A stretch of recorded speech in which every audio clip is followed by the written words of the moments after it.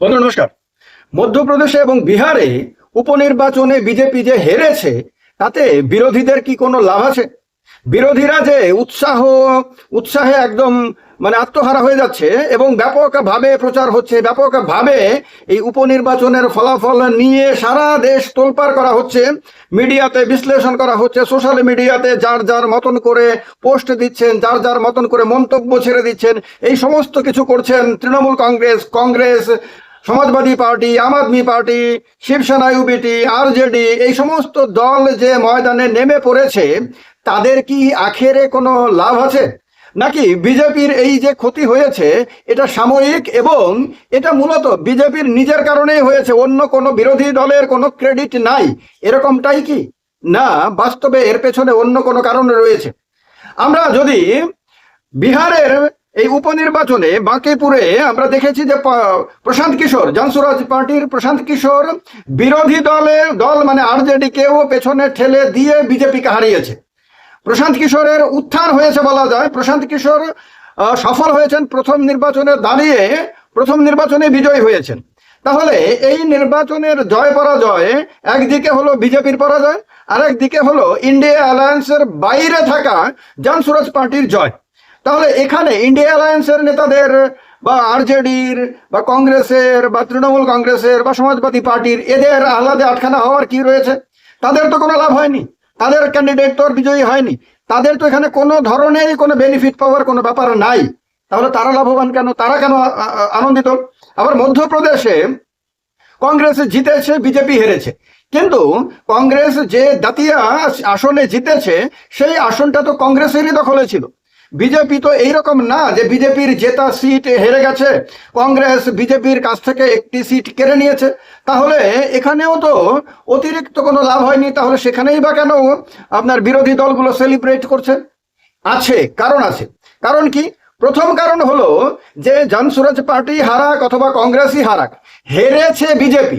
বিজেপির পরাজয় মানেই হলো বিরোধীদের মনোবল বৃদ্ধির একটা ব্যাপার। এটা হলো 1 নম্বর কারণ। 2 নম্বর কারণ হলো যে জেনজিদের আন্দোলনের ঠিক পরেই এই নির্বাচন হয়েছে, উপনির্বাচন হয়েছে এবং তার ফলাফল বেরিয়েছে। ফলে এটাকে জেনজিদের বিজয় বলে বা জেনজিদের ক্ষমতার আপনার প্রমাণ বলে তারা প্রচার করে জেনজিদেরকে নিজেদের দিকে টানার সুযোগ পেয়েছে, জেনজিদের মনোবল আরো বেশি করে বাড়িয়ে দিতে তারা সুযোগ পেয়েছে এবং বিজেপির বিরুদ্ধে লড়াই করলে যে জেনজিরা কিছু একটা করে দেখাতে পারে সেই বোধটা তাদের মধ্যে জাগিয়ে তোলার সুযোগ পেয়েছে। এ গেল 2 নম্বর। 3 নম্বর হলো আগামী বছরের শুরুতেই যখন উত্তরপ্রদেশের বিধানসভা নির্বাচন হবে, তখন তার ঠিক আগটাতেই উত্তরপ্রদেশের সীমান্তবর্তী বিহারে একটা অতীব গুরুত্বপূর্ণ সিটে বিজেপিকে হারানো, এইটা বিরাট বড় একটা বার্তা উত্তরপ্রদেশের ভোটারদের জন্য। অন্যদিকে মধ্যপ্রদেশে যেখানে বিজেপি ক্ষমতায় রয়েছে, বিহারেও বিজেপি ক্ষমতায়, উত্তরপ্রদেশেও বিজেপি ক্ষমতায়, কিন্তু মধ্যপ্রদেশটাও উত্তরপ্রদেশের লাগোয়া সীমান্তবর্তী একটি রাজ্য। সেই রাজ্যে যখন কংগ্রেস তার নিজের সিট হলেও বিজেপি শাসন ক্ষমতায় থাকা অবস্থাতে বিজেপিকে হারিয়েছে, তখন সেটাও উত্তরপ্রদেশের ভোটারদের মনের মধ্যে একটা ইতিবাচক প্রভাব কংগ্রেস নেতারা বা বিরোধী নেতারা ফেলতে পারবেন বলে তারা মনে করছেন। ফলে এদিক থেকেও এটা ইম্পর্টেন্ট। এছাড়া রয়েছে কি, যে এখন যখন নরেন্দ্র মোদীর সরকারের বিভিন্ন মন্ত্রীদের পদত্যাগের দাবিতে বিভিন্ন দিকে বিভিন্ন রকম আন্দোলন চলছে, একদিকে ধর্মেন্দ্র প্রধানকে পদত্যাগে বাধ্য করেছে ককরোচ জনতা পার্টির কর্মীরা দিল্লির যন্তর মন্তরে ক্রমাগত আন্দোলন করে। এছাড়া কেউ দাবি করছে নীতিন গডকরির পদত্যাগ, কেউ দাবি করছে অমিত শাহের পদত্যাগ, কেউ তো আগামী দিনে নরেন্দ্র মোদীর প্রধানমন্ত্রী পদে পদত্যাগের দাবিতে বড় ধরনের আন্দোলনের ইঙ্গিত পর্যন্ত দিচ্ছে। সেই রকম সময়ে যে কোনো জায়গাতে, ছোট হোক বড় হোক, যে কোনো নির্বাচনে বিজেপি হেরে যাওয়া মানেই তাদের বোঝানোর একটা সুযোগ রয়েছে যে দেখো, বিজেপির বিরুদ্ধে কথা বললে মানুষ সেটাকে সমর্থন করছে, আর তার কারণেই উপনির্বাচনে তাদেরই শাসিত প্রদেশে তাদের বিরুদ্ধে মানুষ ভোট দিচ্ছে, তারা হেরে যাচ্ছে। ফলে এদিক থেকেও এটা ইম্পর্টেন্ট। এদিক থেকে আরেকটা বিষয় হলো যে তৃণমূলের জন্য ইম্পর্টেন্ট কেন? কারণ বিহার হলো পশ্চিমবঙ্গের লাগোয়া রাজ্য।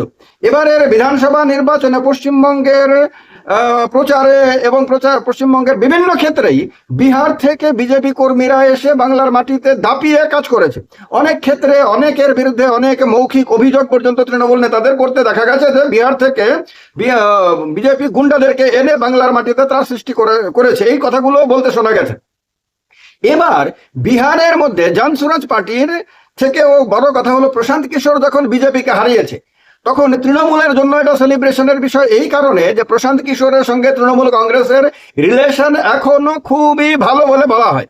প্রশান্ত কিশোর কিছুদিন আগে, মাত্র দুদিন আগে দেখলাম মমতা বন্দ্যোপাধ্যায়ের ভূয়সী প্রশংসা করেছেন এবং তৃণমূল ছেড়ে বেরিয়ে যাওয়া বিদ্রোহী সাংসদ এবং বিধায়কদেরকে আপনার তীব্রভাবে সমালোচনা করেছেন একটি টিভি চ্যানেলে সাক্ষাৎকার দিতে গিয়ে।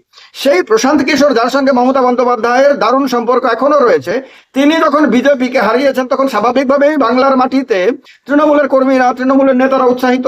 তারা বাংলার মানুষের মনের মধ্যে এর প্রভাব পড়বে বলে আশা করছে। তারা আবার ঘুরে দাঁড়ানোর জন্য মরিয়া প্রয়াস চালাচ্ছে।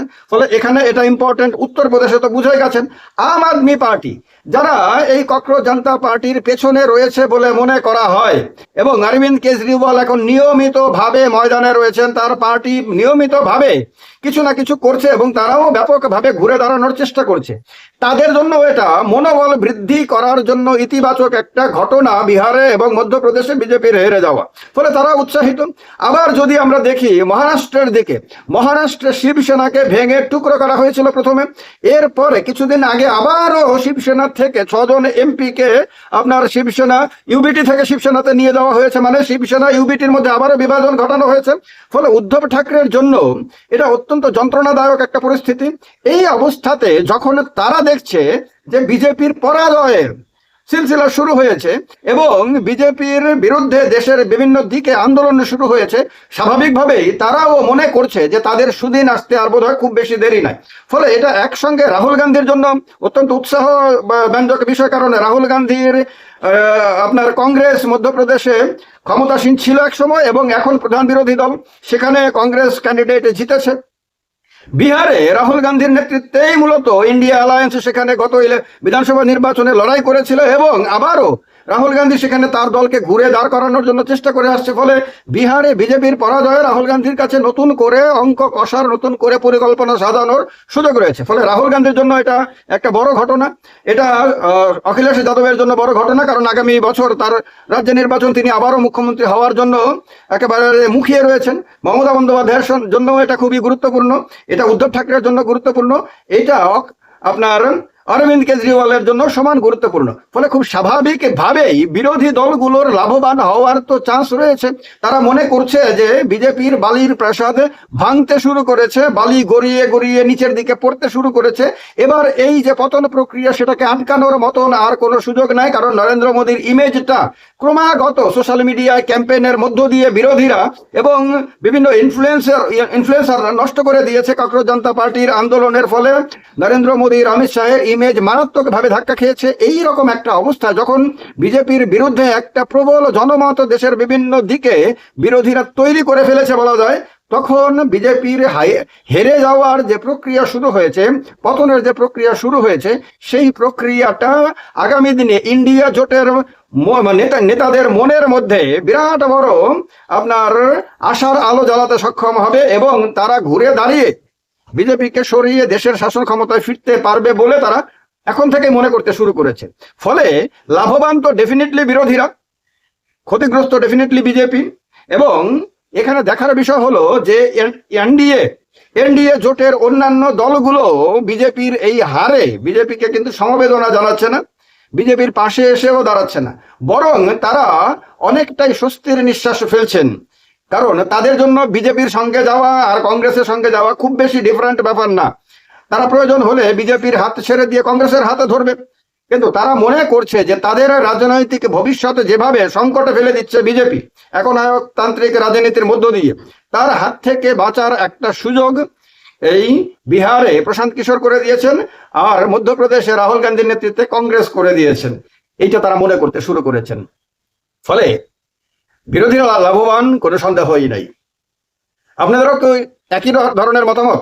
আপনারাও কি একই ধরনের মতামত রাখেন? যদি রাখেন তাহলে কমেন্ট বক্সে কমেন্ট করে জানান।